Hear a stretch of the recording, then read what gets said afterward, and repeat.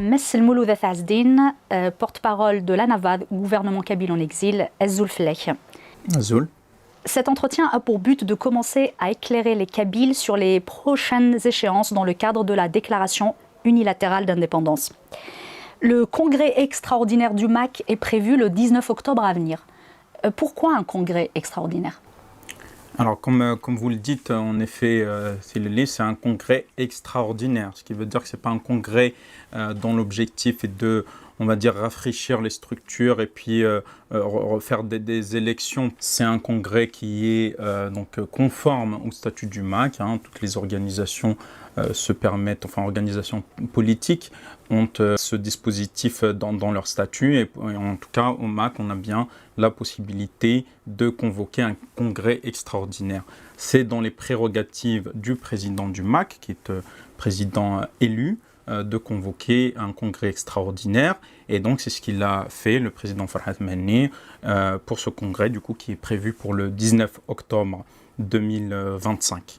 Le congrès extraordinaire du MAC a comme objectif de répondre à une question qui est bien identifiée, c'est est-ce que les militants sont pour ou contre qu'on aille collectivement vers la déclaration unilatérale d'indépendance de la Kabylie.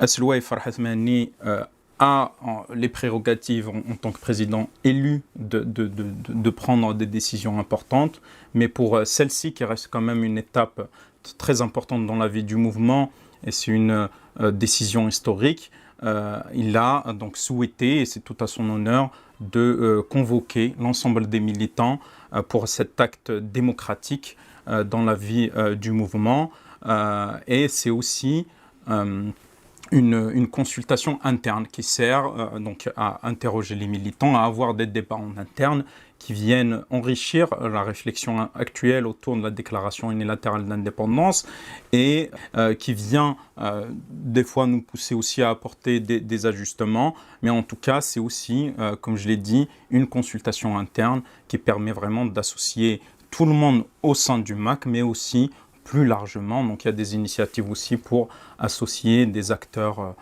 politiques kabyles qui en tout cas pensent que la Kabylie passe et la cause kabyle passe devant tout le reste. Actuellement les débats sont en effet en interne. L'objectif c'est que si les militants sont OK pour qu'on aille vers cette déclaration unilatérale d'indépendance, c'est que tous ensemble ensuite on prenne le relais pour porter à bras le corps ce projet auprès de la population kabyle à travers nos réseaux respectifs, que ce soit le bouche à oreille qui fonctionne aussi très bien dans le climat de répression actuel, que sur les réseaux sociaux et comme je l'ai dit aussi à travers nos réseaux respectifs.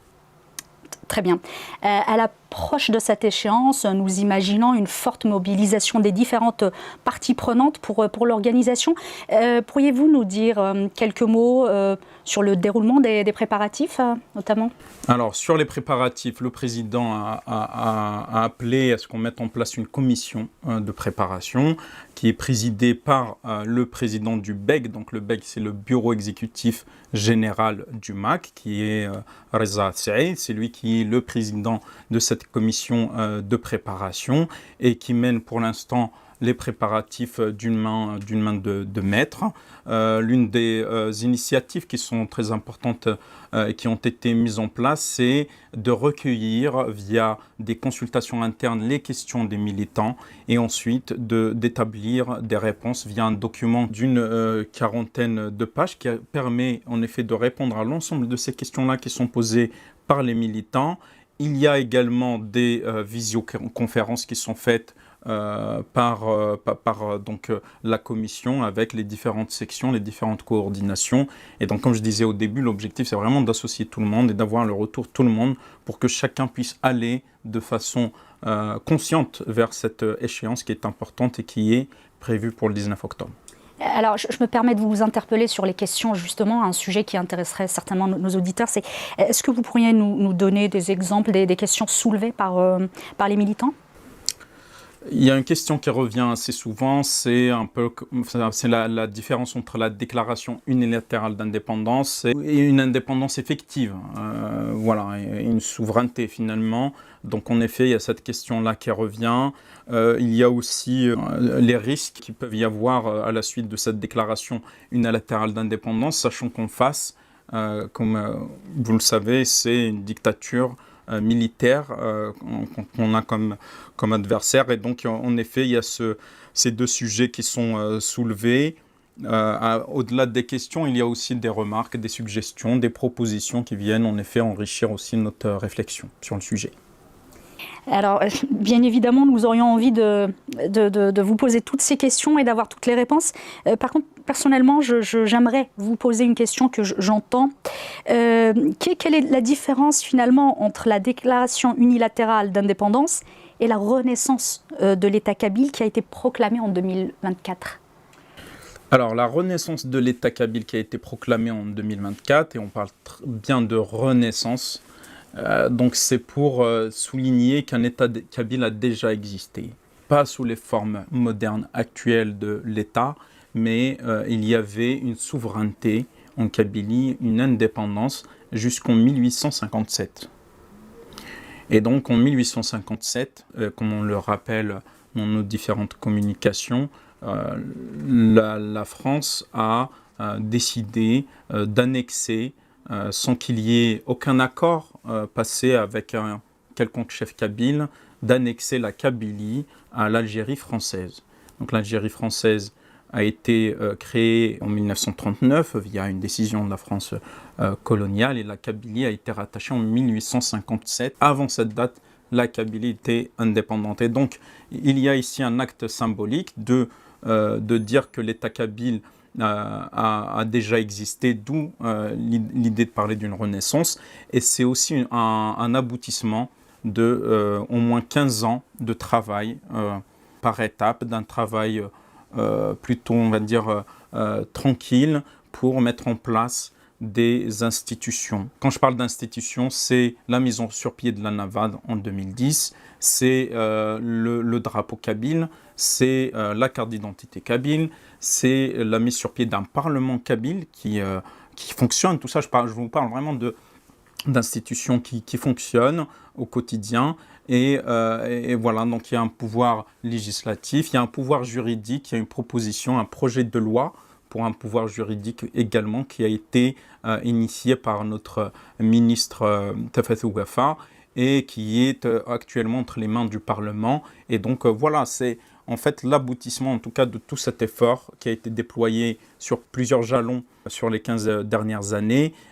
Et aujourd'hui, donc c'est pour ça qu'on a fait cette proclamation de la renaissance de l'État kabyle. Déclaration unilatérale d'indépendance, ce qu'on peut relever, c'est le fait que c'est unilatéral, c'est pas bilatéral, ça veut dire que il y a une partie, donc la partie kabyle face à la partie algérienne, donc la partie kabyle, elle, dit que nous déclarons, nous affirmons notre choix et même notre légitimité à dire que la Kabylie est indépendante. Pourquoi unilatéral ? C'est finalement le résultat du refus du pouvoir algérien d'une quelconque négociation. Et ça, bien entendu, nous le regrettons. Nous aurions préféré passer par un référendum démocratique qui puisse consulter les Kabyles pour qu'ils s'expriment en toute conscience. Est-ce qu'ils sont pour ou contre l'indépendance ? Respecter le choix des Kabyles n'a pas été... et l'avis des Kabyles n'a pas été l'orientation du pouvoir algérien et de l'Algérie. C'est bien malheureux, parce qu'au final, si l'Algérie est aujourd'hui décolonisée, voilà, si elle est, on va dire, indépendante, c'est principalement grâce aux Kabyles. Donc,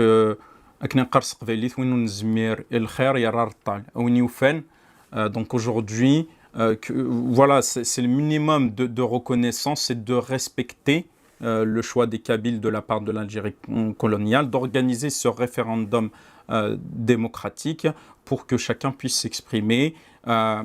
Et ce n'est pas du tout ce qui s'est passé. L'Algérie a opté pour la répression dans une tentative de décapiter politiquement la Kabylie, d'où cette répression vraiment qui s'est abattue sur la Kabylie depuis 2021.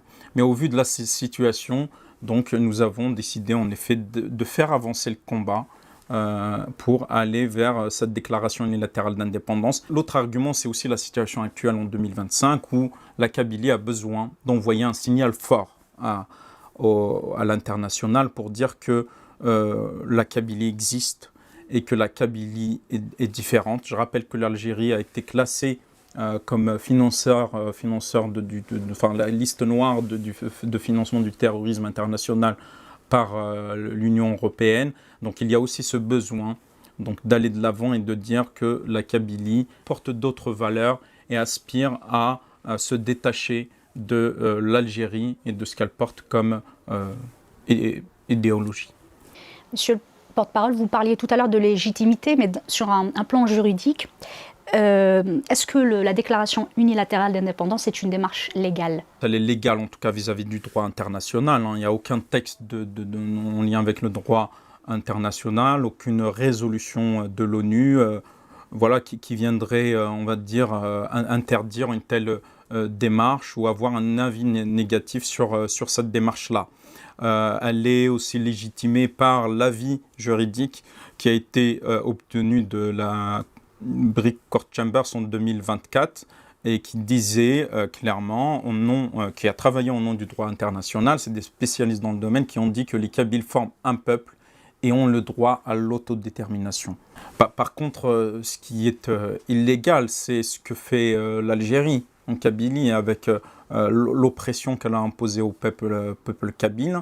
On parle d'emprisonnement, on parle de torture et on parle d'intimidation qui vont atteindre jusqu'aux Kabyles ou militants qui sont à l'international. Ça, par contre, c'est illégal. Ce qui est illégal, c'est que l'Algérie ne permette pas au peuple kabyle de s'exprimer sur la question d'indépendance et ne respecte pas son droit à l'autodétermination, alors qu'il est ce droit à l'autodétermination dans la constitution algérienne. Alors, vous parliez de répression. La répression ne date pourtant pas d'aujourd'hui. Pourquoi 2025? Pourquoi ce choix cette année? Pourquoi pas l'année prochaine? Pourquoi pas 2024?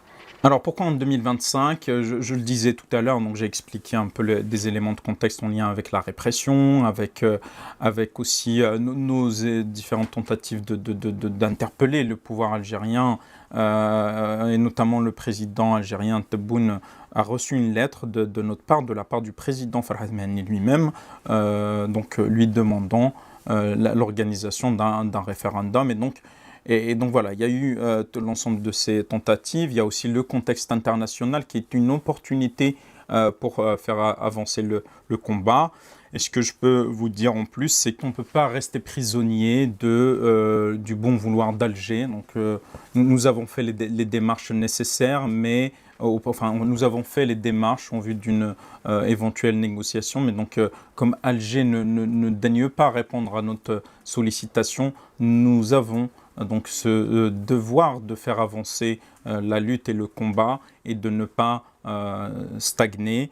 Et une déclaration unilatérale d'indépendance vient renforcer aussi cette proclamation de la renaissance de l'État kabyle qui a été faite en 2024. Donc c'est la suite logique, c'est le bon jalon à déployer au bon moment par rapport aussi bien à tout le cheminement du MAC, et c'est une opportunité sur le plan international. C'est aussi un moyen de faire en sorte que chaque pays dans le monde, chaque institution puisse réfléchir à cette question de la Kabylie, qu'elle soit pour ou contre l'indépendance de la Kabylie, mais à minima qu'on puisse pousser le débat dans les instances internationales sur notre cas. Certains pensent que cette déclaration unilatérale mettrait fin à toute autre alternative, c'est-à-dire qu'il n'y aura plus d'autres options que l'action armée. Qu'en pensez-vous? Je pense que c'est une erreur d'analyse. bien au contraire, hein, la déclaration unilatérale d'indépendance confirme qu'en effet le MAC et la NAVAD misent vraiment sur le pacifisme, dans le sens où c'est une action pacifique et c'est une action légale et c'est une action politique, tout comme nous sommes allés chercher un avis juridique d'un cabinet qui est spécialisé dans le droit international. Là, nous allons vers cette démarche et tout cela prouve que on est réellement en faveur donc d'une action pacifique. Et contrairement à ce qui se dit, ça va être une étape qui va permettre d'ouvrir donc le champ à d'autres options à venir, et ce n'est pas du tout un appel, loin de là, à une quelconque action armée, qu'on soit clair là-dessus. Par ailleurs, nous sommes convaincus depuis toujours que, en fait, ce qui peut amener à de l'action armée, c'est plutôt la stagnation, c'est plutôt la lassitude, la frustration.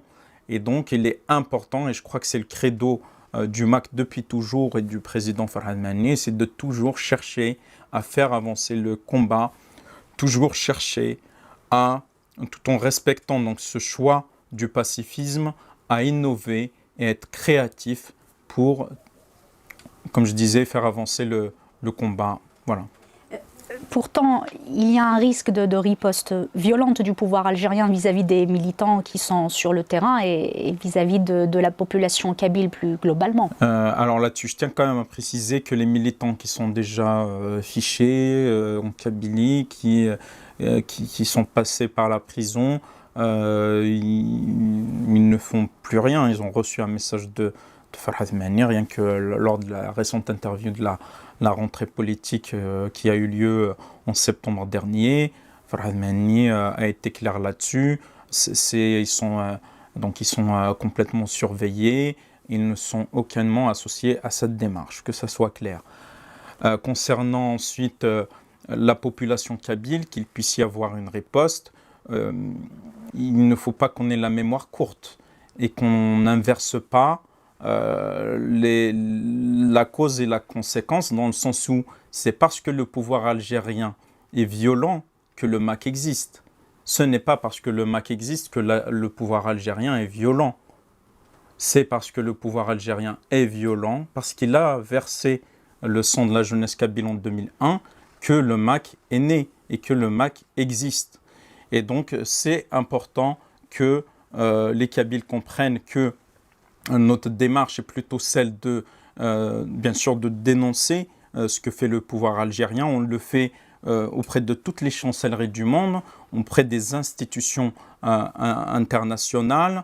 Et c'est important aussi qu'ils comprennent que notre démarche, que les jalons que nous déployons au fur et à mesure sont là pour plutôt protéger la Kabylie et non l'inverse. C'est Alger qui réprime, c'est Alger qui est une dictature militaire, et le MAC est un mouvement pacifique, est un mouvement politique. Et d'ailleurs, j'en parle, mais Fethi Gharas l'a dit récemment, le MAC est un mouvement politique, il n'est pas terroriste. Et il a suffi qu'il dise ça pour qu'il se retrouve aujourd'hui en prison.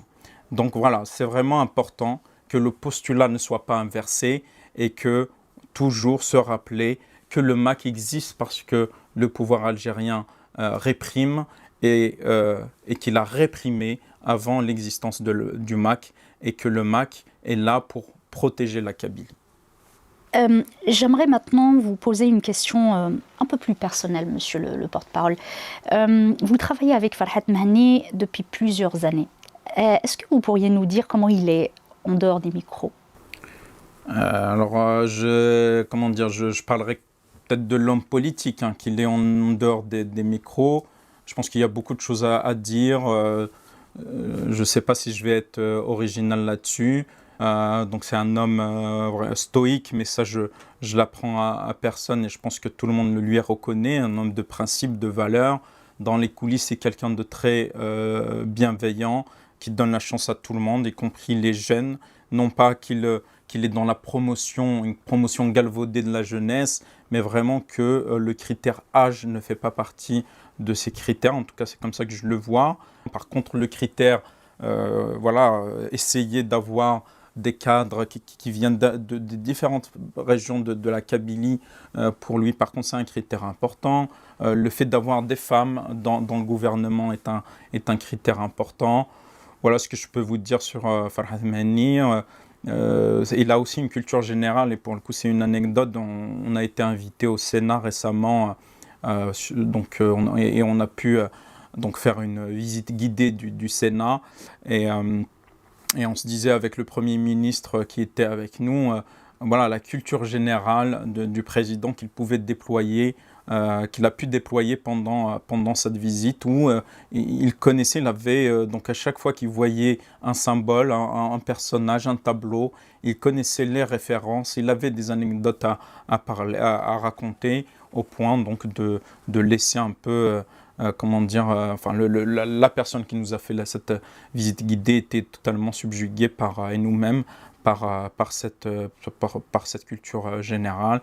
Et je peux vous dire qu'en sortant de là, j'ai revu moi-même mon niveau à la baisse en termes de culture G. Voilà, je pense qu'on peut dire plein de choses comme ça positives sur le président. Alors, on entend dire qu'il voudrait se retirer en 2027. Est-ce que vous confirmez cette information? En tout cas, ce que je sais, c'est que lors du dernier congrès du MAC, il en a déjà un peu exprimé le souhait, et que le 8 mars dernier, quand on a fait donc le grand rendez-vous du peuple kabyle et de la Naval, et quand il a vu la prestation des différents ministères sur leurs sujets, donc des sujets très techniques et leur maîtrise des dossiers, il avait eu ces mots qui avaient un peu touché tout le monde pour le coup, c'est maintenant que j'ai vu ça, je peux mourir tranquille. Donc c'est vrai que c'est quelqu'un qui fait totalement confiance à la nouvelle génération. Je pense néanmoins que cette nouvelle génération ne devrait pas penser ou être dans la précipitation un peu de tourner la page. Au contraire, je pense que l'une des meilleures choses qu'on puisse faire, c'est de l'accompagner pour qu'il puisse travailler le plus longtemps possible, qu'on puisse le décharger de plein de dossiers, et l'aider en tout cas pour qu'il puisse être vraiment avec nous. C'est aussi parce qu'il y a des sujets qui sont éminemment politiques, et il est de loin le meilleur d'entre nous. Et donc sur ces sujets-là, je pense qu'on a besoin de lui encore plusieurs années. Alors attention, on pourrait vous accuser de zaïmisme quand on entend vos propos. D'ailleurs, c'est ce qu'on entend chez vos détracteurs. Qu'il en soit ainsi, mais je dirais juste que Farhat Mehani, ce n'est pas un zaïm. Pour moi, Farhat Mehani, c'est complètement différent. Et donc, au vu de la sagesse qu'il peut déployer, je ne parle pas de la sagesse au sens un peu galvaudé, où on va tenir des propos qui plaisent à tout le monde. C'est une sagesse politique dans sa capacité donc, à prendre de la hauteur sur les événements pour pouvoir donc les filtrer, jauger avec une lecture très aiguë et très juste donc les événements sur leur importance, leur gravité, etc.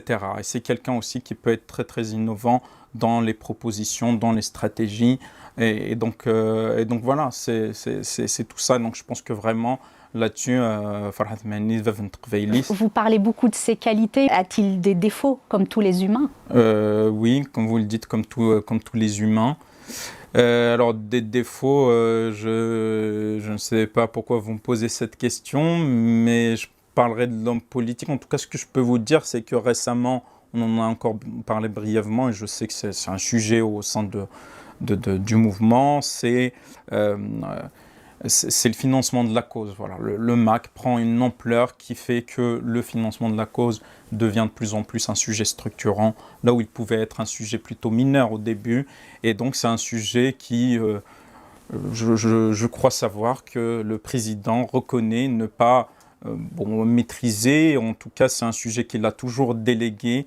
Et donc voilà, c'est pas là qu'il se distingue le plus, et je pense que pour le coup ça fait partie des dossiers qu'on doit pouvoir vraiment prendre à bras le corps pour lui décharger donc ce sujet et puis construire quelque chose qui puisse répondre aux besoins du mouvement qui, encore une fois, prend une ampleur sans précédent. Je parlais bien évidemment des défauts de l'homme politique, hein, c'est-à-dire ce qui allait avoir un impact éventuel sur la cause. Est-ce que vous suivez un petit peu les réseaux sociaux, notamment les lives TikTok, en tant que porte-parole ? Alors, suivre, non, puisque la journée ne fait que 24 heures et qu'on est contraint de choisir ses batailles. Néanmoins, on a des informations qui remontent des réseaux sociaux et des lives, en tout cas, les fameux lives TikTok. On a beaucoup de personnes qui nous soutiennent sur ces lives TikTok et qu'il y en a aussi qui peuvent être des détracteurs. Et d'ailleurs, j'ai... on va dire un petit conseil plutôt technique à ces, on va dire, détracteurs, c'est que les lives TikTok ont un côté volatile. La fin du live TikTok, la vidéo est coupée et on ne garde rien de ce qui a été dit. Pour une meilleure participation dans un débat public, moi je conseille à chacun d'aller vers des outils, enfin des façons de faire qui sont persistantes. Écrire des textes, des tribunes, faire des vidéos qui restent voilà, sur YouTube, faire pourquoi pas des livres, hein, voilà, et contribuer comme ça ainsi au débat. Voilà. Donc je peux comprendre hein, qu'on puisse avoir des concurrents. Ceci dit, je pense aussi que ceux-là, il y en a plusieurs qui ne peuvent pas, en tout cas, se prétendre à ce statut de concurrent du MAC. Quand on est là à dénigrer le MAC sans apporter d'alternative, quand on n'est pas dans une une critique constructive et qu'on est là pour détruire le MAC, ces gens-là doivent savoir d'abord que détruire le MAC, c'est détruire la Kabylie. C'est s'aligner avec la démarche du pouvoir algérien qui, lui, pour le coup, veut détruire le MAC et décapiter la Kabylie. Et donc, être dans cette logique-là, ce n'est pas se comporter en concurrent, mais plutôt en mauvaises herbes. Et un bon jardinier ne passe pas son temps à chasser, à arracher les mauvaises herbes et les concentrer sur son potager, à réunir les conditions nécessaires pour faire éclore donc son projet. Et les mauvaises herbes est un sujet, on va dire, plutôt annexe, qu'on surveille, on garde un œil là-dessus, mais on ne perd pas de vue donc, le cap. C'est le cas du MAC. Notre projet est de faire avancer le combat kabyle. Nous sommes dans un esprit totalement démocratique. Nous lisons tout ce qui s'écrit, tout ce qui se dit. Mais encore une fois, j'interpelle, en tout cas nous interpellons ces personnes-là à être dans un débat constructif, et notamment dans ces circonstances où nous avons des prisonniers politiques, où nous avons une Algérie qui cherche la reddition de la Kabylie. Est-ce que vous avez quelque chose à ajouter, un mot de la fin, monsieur le porte-parole ? Alors juste préciser que on a ce document dont je vous ai parlé au début, qui est destiné aux militants. C'est normal en fait qu'on respecte donc cette première période destinée à partager les éléments de réponse sur la déclaration unilatérale d'indépendance en interne auprès des militants. Et donc nous sommes complètement ouverts, bien entendu, à répondre à de nouvelles interrogations.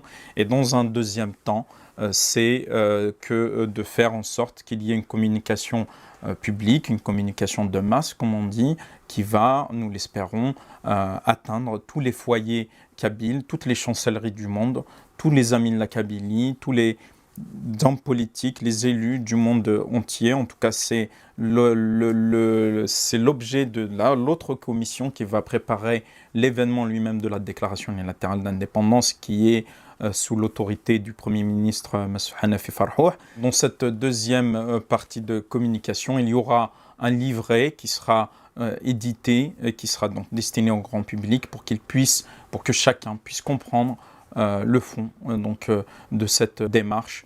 Donc j'appelle vraiment tout le monde à la mobilisation et notamment les militants, pour qu'ils puissent être au lendemain du congrès, et en tout cas si le oui l'emporte, être vraiment les relais et les porte-flambeaux de cette démarche de déclaration unilatérale d'indépendance auprès de toute la Kabylie et des Kabyles du monde entier.